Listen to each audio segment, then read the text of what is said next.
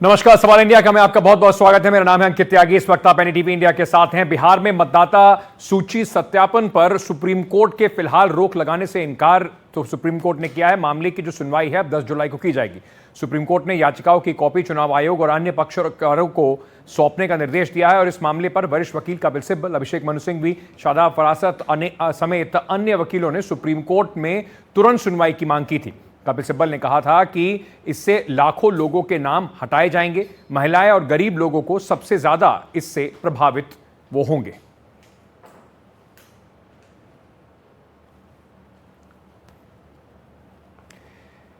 इस वक्त मेरे साथ योगेंद्र यादव जी जुड़ रहे हैं। उनके एक अवतार में सब लोग जानते हैं कि एक चुनाव विश्लेषक के तौर पर उनको हम बहुत अच्छे से जानते हैं। योगेंद्र जी पिछले कई चुनावों में, देश में पूरे चुनावों में घूमे भी हैं, देश को अच्छे से समझते हैं। योगेंद्र जी, बहुत बहुत शुक्रिया हमारे साथ बात करने के लिए। मैं सबसे पहले आपसे यही पूछना चाहूँगा, ये जो SIR का शगुफा जो इलेक्शन कमीशन की तरफ से अब आया है, एक सवाल उसमें कई सारे लोग ये भी पूछ रहे हैं कि अगर चुनाव आयोग का जो काम था वो इंक्लूजन का काम था, इसको एक एक्सक्लूजनरी प्रैक्टिस के तौर पर देखा जा रहा है। आपकी इस पर क्या राय? शुक्रिया अंकित भाई। इससे पहले कि कोई दूसरा कहे, मैं स्पष्टीकरण कर दूं। मैं केवल चुनाव विशेषज्ञ नहीं हूं, एक जमाने में हुआ करता था। इस वक्त मैं एक राजनीतिक कार्यकर्ता हूं और प्रतिबद्धता है, तो कोई दूसरा गाली देना शुरू करे उससे पहले मैं बिल्कुल स्पष्ट कर दूं इस बात को। जी। जो चुनाव आयोग ने किया है ये अभूतपूर्व काम है। इसे हम चुनाव सूची में रिवीजन कह रहे हैं, पर दरअसल रिवीजन है नहीं। मैं चाहता हूं कि आपको, आपके दर्शकों को बिल्कुल स्पष्ट समझ जाए कि कहा किया क्या जा रहा है। नंबर एक, ये आदेश केवल बिहार के लिए नहीं, बिल्कुल स्पष्ट लिखा है, ये पूरे देश के लिए आदेश है। पहले बिहार में होगा, बाद में पूरे देश में होगा। नंबर दो, ये वोटर लिस्ट का रिवीजन नहीं है, बिल्कुल नए सिरे से कोरे कागज पर वोटर लिस्ट लिखी जाएगी। कल तक जिसका भी नाम था उनके नाम का कोई महत्व नहीं है। अगर आप 25 तारीख तक अपना एप्लीकेशन नहीं देंगे तो आपका नाम कट जाएगा। ये अभूतपूर्व इसलिए है अंकित भाई कि पहली बार देश के इतिहास में ये जिम्मेदारी वोटर के सर पे डाली जा रही है कि तुम अपना नाम वोटर लिस्ट में शामिल करवाओ। ऐसा अमेरिका में होता है। अमेरिका में रजिस्ट्रेशन की जिम्मेवारी वोटर पे है, नहीं करवाया तो ना सही, वहां केवल 100 में से 60-65 लोग वोट डाल सकते हैं। भारत ने ब्रिटेन वाला सिस्टम अपनाया जिसमें शुरू से हमारे यहां रजिस्ट्रेशन का सिस्टम नहीं है, एनरोलमेंट का सिस्टम है। मतलब कि जिम्मेवारी सरकार की, चुनाव अधिकारियों की, चुनाव आयोग की है कि हर एलिजिबल व्यक्ति का नाम हर हालत में आए। इसे कहते हैं यूनिवर्सल एडल्ट फ्रेंचाइज। हमारे यहां वो उस सिस्टम है। पिछले 75 साल से चुनाव आयोग की बार बार कोशिश थी कि भाई एक भी व्यक्ति ना छूट जाए। जो व्यक्ति सड़क फुटपाथ पे सोता है, उसके पास कुछ भी ना हो लेकिन वोट का अधिकार उसे होना चाहिए। जो सेक्स वर्कर्स हैं उनको अधिकार होना चाहिए, जो ट्रांसजेंडर है उनको अधिकार होना चाहिए। तो 75 साल तक हम एक सड़क पे चल रहे थे कि मैक्सिमम हर व्यक्ति को हमें शामिल करना है, जो लोकतंत्र की स्पिरिट है कि और कुछ हो ना हो, आपको वोट देने का अधिकार तो भाई होना चाहिए। अब पहली बार उस 75 साल की सड़क को छोड़ के अब हम उल्टा चलती हैं कि भाई तुम दिखाओ तुम्हें क्यों होना चाहिए, तुम साबित करो। पहली बार ये हो रहा है। दूसरा, पहली बार वोटर से, सभी वोटर से डॉक्यूमेंट मांगे जा रहे हैं। याद रखिए, बिहार के 8 करोड़ में से 8 करोड़ को एक फॉर्म देना पड़ेगा। किसी को छूट नहीं है फॉर्म न देने। केवल छूट इतनी है कि अगर आपका 2003 की लिस्ट में नाम था तो आपका जन्म प्रमाण पत्र वगैरह आपको नहीं देना पड़ेगा। आप 2003 की लिस्ट की फोटोकॉपी लगा दीजिए, बस इतनी छूट है, बाकी हर एक को देना पड़ेगा। पहली बार ऐसा हो रहा है जिसका परिणाम बिल्कुल स्पष्ट है अंकित भाई। आप जानते हैं, मैं कह रहा हूं, कोई भी व्यक्ति बिहार जो जानता है वो जानता है। और आप मेरी बात न मानिए, आप अपने पत्रकार को कल बिहार के किसी एक गांव में भेज दीजिए अंकित, मैं चैलेंज करके कह रहा हूं। आप बीजेपी वालों को फोन कर लेना और उनसे कहना कि भाई तुम अपनी पसंद का एक गांव बता दो, और उस गांव में आप भेज के देख लीजिए। और अगर आपको उस गांव के अंदर मिल जाए सब लोग कहते हुए कि हाँ हर व्यक्ति के पास ऐसा सर्टिफिकेट हो सकता है जो चुनाव आयोग मान रहा है, तो मैं कल आके आपके प्रोग्राम पे सैल्यूट कर दूंगा चुनाव आयोग को। सच बात यह है कि बिहार के 50% लोगों के पास भी वो सर्टिफिकेट नहीं है जो चुनाव आयोग मांग रहा, जिसका क्या मतलब, ये लोगों का डिसएनफ्रेंचाइजमेंट करने की कोशिश है। नियत जो भी हो, मैं नियत पे नहीं जाता। इसका परिणाम यही होगा, अगर इस आदेश को, जैसा आदेश जारी किया गया था, जी। लागू किया गया, तो बिहार के कम से कम 50% लोग जो कि 40 साल से कम के हैं, वो लोग, उनमें से आधे लोग डिसएनफ्रेंचाइज हो जाएंगे। इसीलिए मैंने भी सुप्रीम कोर्ट में इसको चैलेंज किया है, एडीआर ने किया है, पीयूसीएल ने किया है, तमाम पार्टियों ने किया है, और हर भारतीय करेगा। और अब बदहवासी के अंदर चुनाव आयोग हर रोज अपने आदेशों को बदल रहा है। मैं हकीकत ये है, जी ये असंवैधानिक है, असंभव। योगेंद्र जी, मैं आपसे क्योंकि मैं एक एक करके उस पर कोई कई सवाल उठते हैं, उस पर आऊंगा, लेकिन मैं एक सबसे पहला सवाल आपसे इसमें यह भी पूछना चाहूंगा कि एक तर्क ये दिया जा रहा है कि देखिए बहुत सारे रोहिंग्या होंगे, बांग्लादेशी होंगे, ऐसे लोग हैं जिनको वहां पर बसा दिया गया या वहां पर रहते हैं, जो अनवांटेड एलिमेंट्स हैं, जिनके पास देश की नागरिकता भी नहीं है। ऐसे लोगों को वीड आउट करने के लिए यह प्रोसेस किया गया है। इस जो तर्क पर आपका क्या जवाब है? दो उत्तर। पहला तो ये कि सन 2024 के आखिर में बिहार में वोटर लिस्ट का रिवीजन हुआ। सभी पार्टियों को एतराज करने का मौका था, बीजेपी को भी मौका था, और बीजेपी को तो हर चीज में रोहिंग्या नजर आते हैं, बीजेपी को तो हर चीज में बांग्लादेशी नजर आते हैं, आजकल आपकी चैनल को भी नजर आने लग गए हैं। मैं उनको कहता हूं, क्या बीजेपी ने कोई एतराज किया? मुझे लिख के दिखा दीजिए, बीजेपी ने इस वोटर लिस्ट में सन दिसंबर 2024 की वोटर लिस्ट में बीजेपी ने कितने ऐतराज किए कि कितने नाम थे जो कि बांग्लादेशी और रोहिंग्या थे? सीधी बात, बिहार का कोई भी व्यक्ति जानता है, बिहार का बॉर्डर यदि किसी देश से मिलता है तो वो नेपाल है, जिसके बारे में कई बार खबरें आती हैं कि नेपाल का आदमी आया और यहां पे एमएलए का इलेक्शन लड़ गया। ये सब बातें नेपाल से होती हैं। बांग्लादेशी, रोहिंग्या तो इनकी इमेजिनेशन में रहते हैं। और दूसरी बात ये है, मान लीजिए कुछ इलाका है जहां पे आपको शिकायत है, कोई विदेशी रहते हैं, विदेशी चाहे नेपाली हिंदू हो, चाहे बांग्लादेशी मुसलमान हो, चाहे कहीं फिनलैंड से आया और न्यूजीलैंड से आया, उसको भारत का वोटर नहीं होना चाहिए। जी। चुनाव आयोग क्या कर सकता है? बिल्कुल एक सिंपल चीज है, चुनाव आयोग उस पर्टिकुलर एरिया का समरी रिवीजन डिक्लेयर कर सकता है।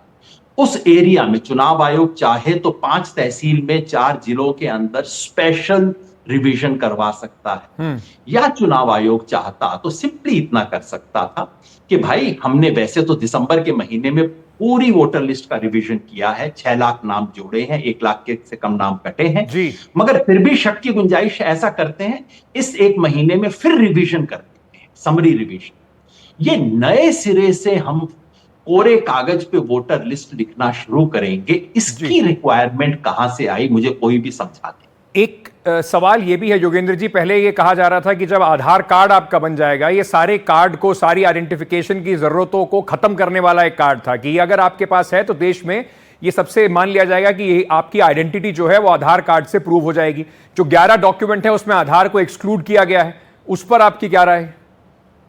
अब ये तो प्रश्न आपको चुनाव आयोग से पूछना चाहिए, मेरे सवालों का तो जवाब नहीं देते हैं, लेकिन हो सकता है आपके सवाल का वो जवाब दे दें। देखिए, इस देश में किसी भी व्यक्ति से आप पूछिए, आप आइडेंटिटी का प्रूफ लाइए, वो 4 प्रूफ आपको मोटे तौर पे बताता है। आप कहीं भी साधारण व्यक्ति से पूछ लीजिए, मेरी बात मत मानिए, आप कहीं पे एनडीटीवी के दफ्तर से बाहर निकलिए, रिक्शे वाले से पूछ लीजिए, पहला वो दिखाएगा बाबूजी आधार मेरे पास। जरा घर जाएंगे तो वो कहेगा वो चुनाव आयोग का फोटो वाला कार्ड भी है मेरे पास, जिसको एपिक कार्ड बोला जाता है, चुनाव आयोग का अपना दिया हुआ कार्ड।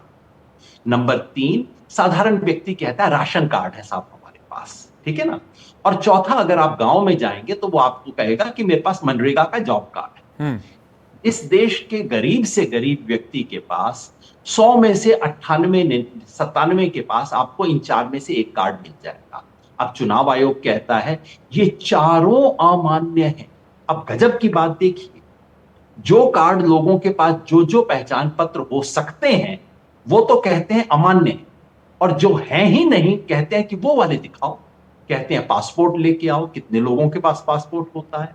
कहते हैं सरकारी नौकरी में हो, इसका आप आईडी कार्ड लेके आओ, अरे सरकारी नौकरी में हैं कितने लोग जी। कहते हैं कि आप फॉरेस्ट राइट में आपको पट्टा मिला, रहे बिहार के अंदर फॉरेस्ट राइट के मुद्दा ही नहीं है, कहां से बातें कर रहे हो। कहते हैं एनआरसी लेके आओ, वो एनआरसी आसाम में है भाई साहब, बिहार में है नहीं। आप समझिए ये हो क्या रहा है। इसके पीछे क्या कुछ राजनीतिक कारण देखते हैं आप? अंकित, ये मेरा काम नहीं है, चुनाव आयोग के पीछे क्या राजनीति होगी क्या इसके परिणाम होंगे? फिलहाल मेरा काम केवल इतना कहना है कि ये भारत के इतिहास में पहली बार डिसएनफ्रेंचाइज करने की कोशिश हो रही है। बिल्कुल। इस देश ने अंग्रेजों के खिलाफ लड़के बस एक चीज तो हासिल की थी, इस देश के अंतिम व्यक्ति को बाकी चीजें मिली ना मिली, कोई सपने नहीं मिले, प्रगति नहीं मिली हो, लेकिन हर इंसान को वोट देने का अधिकार मिल गया था। वो बिल्कुल। एक अधिकार भी आज छीना जा रहा है। अब छीनने जी। वाले की क्या नियत थी, किसने पूछा था? मैं इतनी बात जरूर कह सकता हूं कि खुद चुनाव आयोग को 20 दिन पहले तक पता नहीं था कि वो ऐसा करने वाले हैं। मैं ऐसा क्यों कहता हूं? 30 मई के दिन चुनाव आयोग की तरफ से जी। मीडिया में रिपोर्ट है कि नए चुनाव आयुक्त ने 21 नए इनिशिएटिव्स का अनाउंस किया। उन 21 नए इनिशिएटिव में इसका जिक्र भी नहीं। जी। आज न्यूज रिपोर्टर्स की रिपोर्ट है जो कह रही है 20 जून के दिन तक बिहार में पुरानी सूची को नवीनीकरण हो रहा था। मतलब उनको भी नहीं पता था। जी। तो जी। पता किसको था भाई? ये क्या हो गया? 25 दिन में ऐसे क्या दिव्य ज्ञान प्राप्त हो गया कि बिहार की सूची इतनी खराब है कि सारे को कूड़ेदान में डाल के हमें पूरे कागज पे लिखनी पड़ेगी। बिल्कुल। सिर्फ बिहार की नहीं, पूरे देश की लिखनी पड़ेगी। और वो तब करेंगे बिहार में जब बिहार में बारिश भी आ रही हो, बाढ़ भी आ रही हो। ये कहां से ज्ञान आया? अब आप ही बताइए। आप इनको समय के ज्यादा ऊपर अच्छी भी तरह बहुत जानते हैं। सवाल उठ रहे हैं कि इतना कम समय है, चुनाव बिल्कुल सर पर है इस वक्त, और अब देखना होगा सुप्रीम कोर्ट का इसके क्या रुख रहता है, क्योंकि बड़ा सवाल यह भी है 2024 में अगर इसी लिस्ट को लेकर लोगों ने चुना था तो क्या वो चुनाव के ऊपर सवाल उठ रहा है, या आने वाले चुनाव के ऊपर जिस तरीके से अब ये वोटर लिस्ट में एक्सक्लूजन की बात हो रही है उस पर एक बड़ा सवाल उठ रहा है। योगेंद्र जी, बहुत बहुत शुक्रिया इस वक्त हमारे साथ जुड़ने के लिए। आगे बढ़ते हैं और बात करते हैं इसी से जुड़ी हुई वोटर लिस्ट की जांच पड़ताल को लेकर। आज तेजस्वी यादव ने एक बार फिर से चुनाव आयोग और बीजेपी पर निशाना साधा। आपको सुनाते हैं उन्होंने क्या कहा।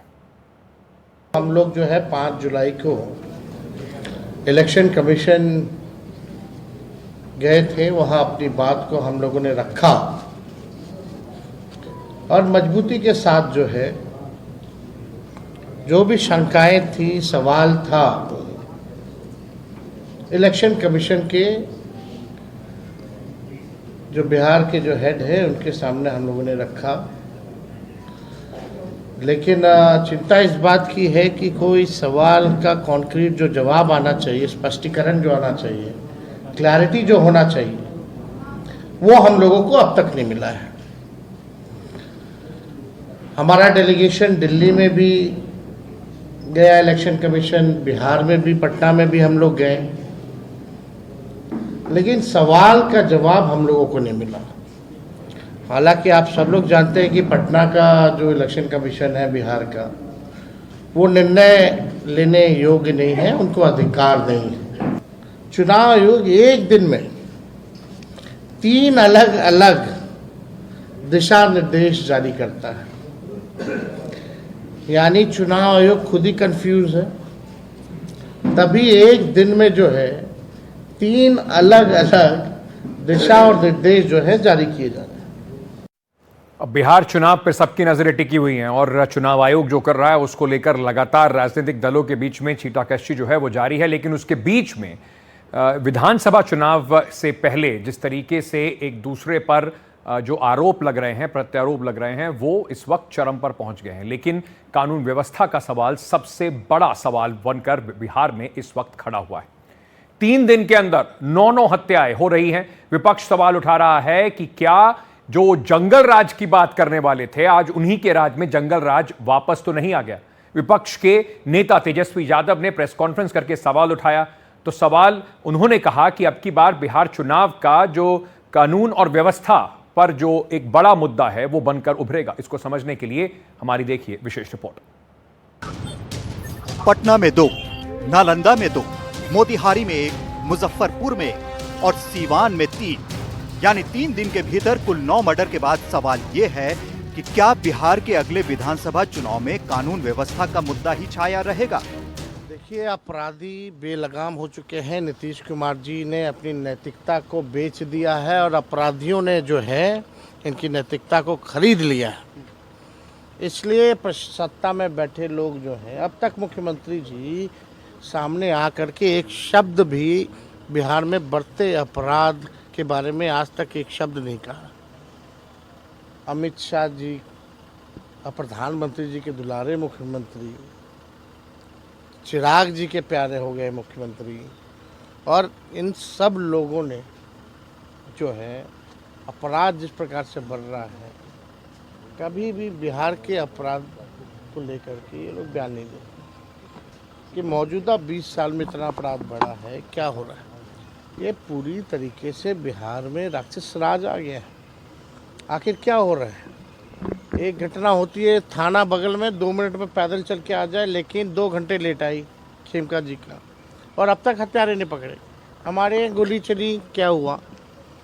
एक खेमका जी के यहाँ उनके घर के बाहर उन्हीं की हत्या कर दी गई। अभी जो है नालंदा में ट्रिपल मर्डर हो गया, डबल मर्डर हो गया, सिवान में ट्रिपल मर्डर हो गया। आपका डीएवी स्कूल के बाहर सगुना मोड़ के जस्ट चंद दूरी पर जो है गोली मार दिया जाता है। मुख्यमंत्री आवास के बाहर कभी गोली चल रहा है, कभी आपका विश्वेश्वरैया भवन के सामने गोली चल रही है, और अपराधी जो है नहीं पकड़े जा रहे। क्या इन आंसुओं का एक एक कतरा तय करेगा कि बिहार के चुनाव में क्या होगा? जो लोगों ने ये घटना की थी उसमें से नवलेश, आदेश समेत कुछ 7 लोगों को अभिरक्षा में लिया है और उन पर सभी कार्रवाई की जा रही है। आगे की इसमें कार्रवाई की जा रही है, पोस्टमार्टम वगैरह भी करवाया जाएगा। इसके अलावा एफएसएल की टीम को भी सूचित कर दिया गया है, और इसमें जो भी टेक्निकल और साइंटिफिक एविडेंस है उनका हम लोग कलेक्शन कर रहे हैं। सीसीटीवी फुटेज भी खंगाली जा रही है, और एसडीपीओ दानापुर के नेतृत्व में एक एसआईटी का गठन भी कर दिया गया है, जिसमें टेक्निकल टीम भी है, और जल्दी हम लोग इसका उद्भेदन कर लेंगे। ये 2 तस्वीरें मुख्यमंत्री नीतीश कुमार के सुशासन पर सबसे बड़ा प्रश्नवाचक चिन्ह है। एक नालंदा में डबल मर्डर हुआ, जो मुख्यमंत्री का गृह जिला है। यहाँ बच्चों के बीच कहासुनी का मामला इतना बढ़ा कि गोली चलने लगी। इसमें एक पक्ष की एक 20 साल की लड़की को गोली लगी, तो दूसरे पक्ष के 16 साल के लड़के को, दोनों को सिर में गोली मारी गई। आनन फानन में दोनों का अस्पताल ले जाया गया, जहां डॉक्टरों ने उन्हें मृत घोषित कर दिया। दूसरी तस्वीर पटना की है। पटना में 3 दिन के भीतर ही 2 हत्याएं हो जाना मुख्यमंत्री नीतीश कुमार की सत्ता की डूबती हनक की तरफ इशारा करती हैं। पटना में व्यापारी गोपाल खेमका हत्याकांड की गुत्थी अभी सुलझ भी नहीं पाई थी कि दानापुर कांड हो गया। दानापुर के खगौल थाना क्षेत्र के मुस्तफापुर के रहने वाले और लेखनगर में स्कूल चलाने वाले अजीत कुमार यादव की रविवार देर रात को डीएवी खगौल के पास बीच सड़क पर गोली मारकर हत्या कर दी गई। बताया जाता है कि अपराधी पहले से घात लगाकर बैठे थे, और जैसे ही अजीत कुमार यादव अपनी स्कूटी से पहुंचे, उन्हें घेर कर ताबड़तोड़ गोलियां बरसा दी। घटना स्थल पर ही उनकी मौत हो गई। मामला अवैध संबंध का बताया जा रहा है, लेकिन सवाल यह है कि हर अपराध के लिए अदालतें हैं, कानून व्यवस्था है, लेकिन अपराधियों की ये जुर्रत कैसे हो जाती है कि वो किसी राज्य की कानून व्यवस्था को अपनी गोलियों से लहूलुहान कर दें। कानून व्यवस्था संभालने वालों को लगता है कि सब ठीक कर देंगे। पटना, नालंदा, मोतिहारी, मुजफ्फरपुर से लेकर सीवान तक सबसे बड़ा सवाल है कि जिस लालू यादव और राबड़ी देवी सरकार को जंगल राज की दुहाई देकर नीतीश कुमार ने 20 साल पहले बिहार पर हुकूमत करना शुरू किया था, क्या वही जंगल राज अब उनकी सरकार के सिर पर ही नाश नहीं रहा है? विपक्ष के नेता तेजस्वी यादव का पहले ये पोस्ट पढ़िए। पटना में हत्या, नालंदा में डबल मर्डर, अपराधी मस्त, पुलिस पस्त, मुख्यमंत्री अचेत, अधिकारी जड़ और व्यवस्था निर्जीव। कहीं कोई किसी की सुनने वाला नहीं। आप नीतीश कुमार के पोस्ट में मुख्यमंत्री अचेत, अधिकारी जड़ और व्यवस्था निर्जीव वाली लाइन पर ध्यान दीजिए। अचेत मुख्यमंत्री। विपक्ष के सबसे बड़े नेता के आरोप से साफ है कि विपक्ष अगले चुनाव में इसी मुद्दे को प्रमुखता से उठाएगा। रविवार को ही तेजस्वी यादव ने बिहार की स्थिति और नीतीश की सरकार को नया जंगल राज कहा था, यानी अगले चुनाव में जंगल राज की गूंज सुनाई पड़ेगी। दरअसल जंगल राज का सवाल ऐसा है कि लोकप्रिय सरकार भी उसके प्रहार को झेल नहीं पाती। 1995 में लालू यादव ने बिहार में सबसे शानदार जीत के साथ सरकार बनाई थी और मुख्यमंत्री बने थे। उसके बाद बिहार में चारा घोटाला की जांच शुरू हुई और लालू को इस्तीफा देना पड़ा। राबड़ी देवी की सरकार बनने के बाद कानून व्यवस्था की स्थिति खराब होती गई। नतीजा ये हुआ कि 2000 के विधानसभा चुनाव में आरजेडी को बहुमत नहीं मिला और उसे कांग्रेस के समर्थन से सरकार चलाना पड़ा। 2005 के मार्च में चुनाव हुआ तो वही आरजेडी अब कांग्रेस के समर्थन से भी सरकार बनाने की स्थिति में नहीं रह गई, जबकि सबसे बड़ी पार्टी जरूर थी। लेकिन नवंबर में हुए चुनाव में जेडीयू नंबर 1 पार्टी बन गई और बीजेपी के समर्थन से सरकार बनाने में कामयाब हो गई। राबड़ी देवी की सरकार के पतन का अहम कारण खराब कानून व्यवस्था माना गया था, जिसे जंगल राज का नाम मिला। दूसरी तरफ नीतीश कुमार ने सुशासन बाबू की ऐसी छवि बनाई जिससे उनकी लोकप्रियता का ग्राफ बढ़ता चला गया और 2010 के विधानसभा चुनाव में नीतीश कुमार ने बीजेपी के साथ मिलकर आरजेडी को 23 सीटों पर समेट दिया था। लेकिन अब लगातार खराब होती कानून व्यवस्था के साए में विपक्ष को लगता है कि वो अगले चुनाव में नीतीश को मात दे देगा। करीब 9 जिलों में कल हिंसा हुई है और उसके पहले खेमका जी जो उद्योगपति थे और उनकी हत्या हुई, 2018 में उनके बेटे की हत्या हुई और कोई दिन ऐसा लागा नहीं जाता है जब बिहार के किसी न किसी ज़िले में हत्या, रेप, फिरौती या डकैती इस तरह की घटना नहीं होती। तो कानून व्यवस्था तो बिल्कुल चरमरा गई है। नीतीश कुमार की सेहत इस लायक नहीं है, वो तमाम चीज़ों को देख नहीं पाते हैं, अफसरों पर पूरी तरह निर्भर हैं। तो बिहार की स्थिति बद से बदतर हो चुकी है। क्या सरकार में नहीं है, वो केंद्र में मंत्री हैं, इतना हल्का बयान नहीं देना चाहिए। अभी बिहार का कोई जिला ऐसा नहीं है।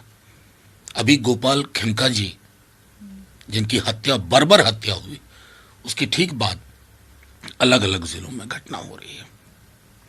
मेरा मानना है कि जो तेजस्वी जी ने कहा भी, बिहार चला कौन रहा है या चल भी रहा है या नहीं। रूल ऑफ लॉ के बदले rule of criminals and criminality ये इस्टेब्लिश हो चुकी है। दूसरी तरफ नीतीश कुमार के साथ एनडीए में शामिल चिराग पासवान और उपेंद्र कुशवाहा जैसे नेता भी अपनी ही सरकार पर उंगली उठा रहे हैं। पटना से प्रभाकर कुमार, एनडीटीवी इंडिया। बिहार में बिगड़ती कानून व्यवस्था को लेकर नीतीश कुमार सरकार को उनके सहयोगी ही अब कटघरे में खड़ा कर रहे हैं। केंद्रीय मंत्री चिराग पासवान और सांसद उपेंद्र कुशवाहा ने इसे एक गंभीर मुद्दा बताया। वहीं दूसरी तरफ चिराग पासवान तो सभी सीटों पर चुनाव लड़ने की बात करके चुनावी पारा जो है बिहार का उन्होंने बढ़ा दिया है। सवाल यह है कि क्या बिहार में कानून व्यवस्था पर सहयोगी भी नीतीश कुमार को अब घेर रहे हैं।